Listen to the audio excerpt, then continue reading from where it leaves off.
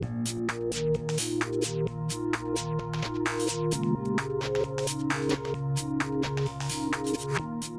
this tutorial, we're going to learn to take our panorama and manipulate it in Photoshop to create our own little planets.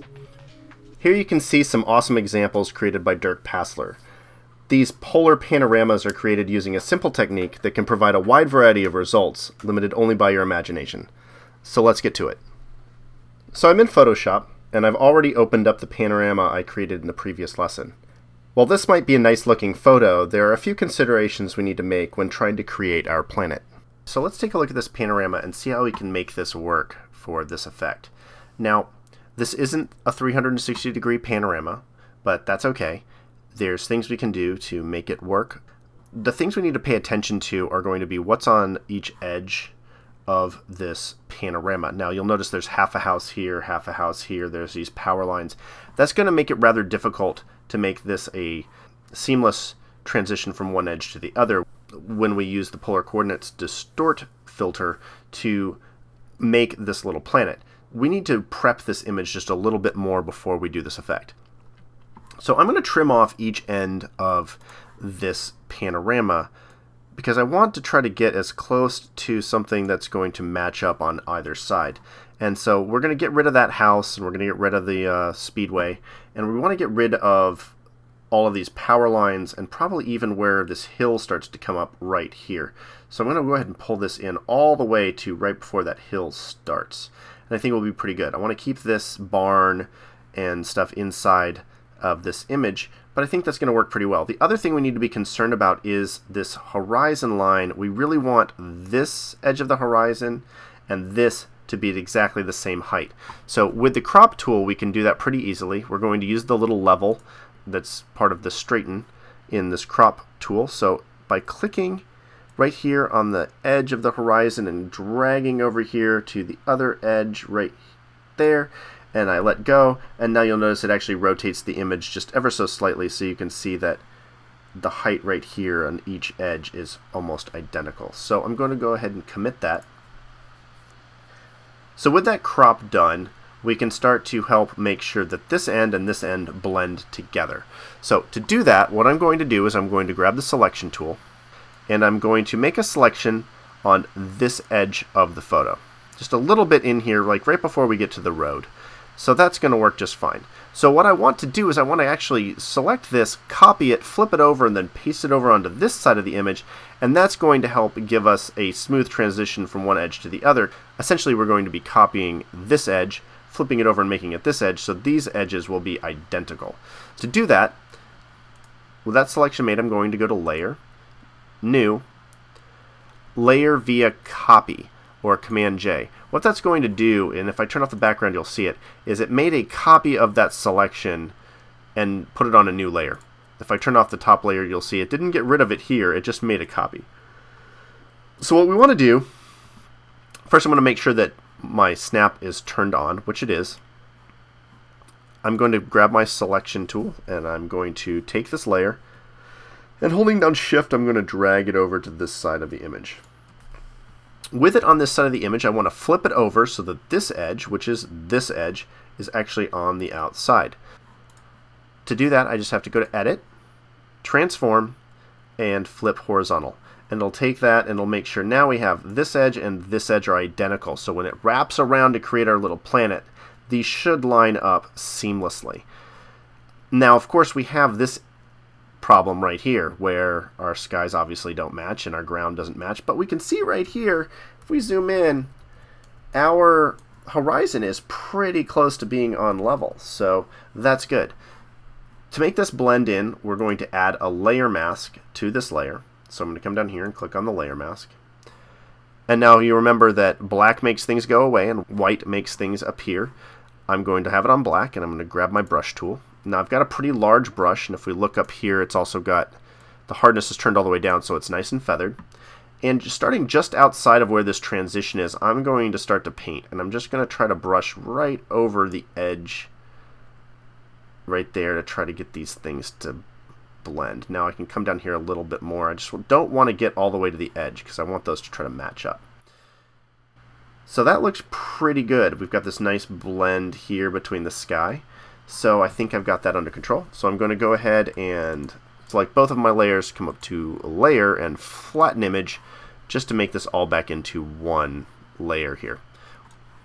We just need to do one more thing to prep this for doing the little planet effect, and that is we need to make this sky really at this edge here consistent down into the image a little bit. You can see how it's kind of white here and blue here and white over here.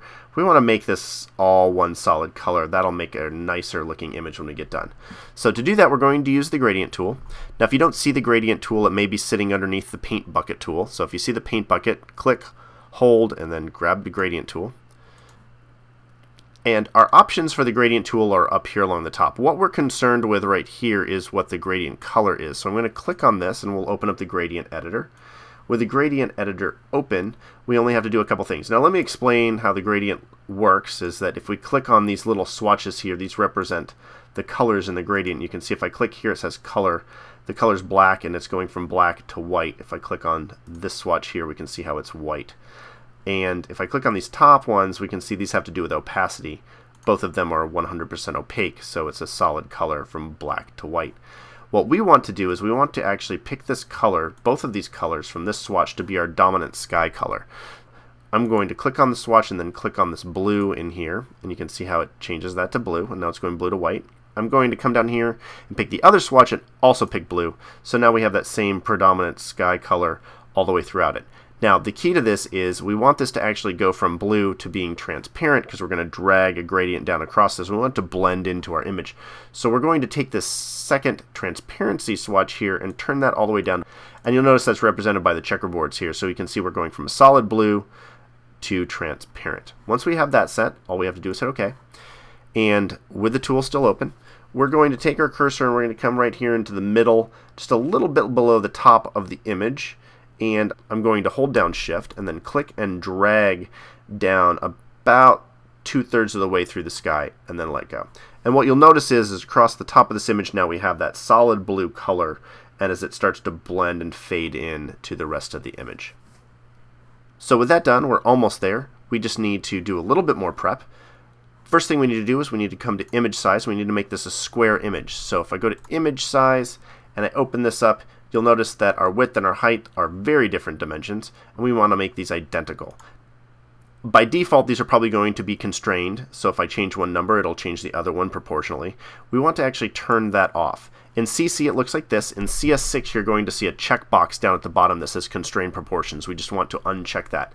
That will allow us to adjust the width and height independent of each other.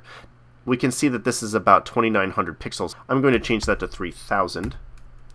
And also change the width to 3,000. Now it's going to look odd when I click OK, because it's going to squish this image down to a square, but that's what we want. The next thing we need to do is we need to go to Image, Rotate Canvas, and rotate it 180 degrees so that our sky is on the bottom. So once it looks like this, once we've got a square with our ground on top and our sky on the bottom, we just go to Filter, Distort, and Polar Coordinates. Once we do that, you can already see in the Polar Coordinates dialog that we have our little planet here, and we can also see that our sky is transitioning pretty seamlessly. Might be a little bit of a line there, but we could fix that with the healing brush later.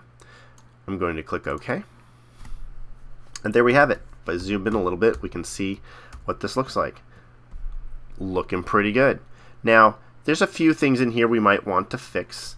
First thing I might want to do is actually rotate and crop this just a little bit. So I'm going to grab my crop tool and rotate this around. I want those buildings to be a little bit more towards the top of the image. That looks pretty good. I'm going to go to 1:1 so that this is in a square, and I'm actually going to crop this in just a little bit more. Get a lot of extra sky there. So I've got my anchor point right there at the middle. Nice square crop. I'm going to commit that.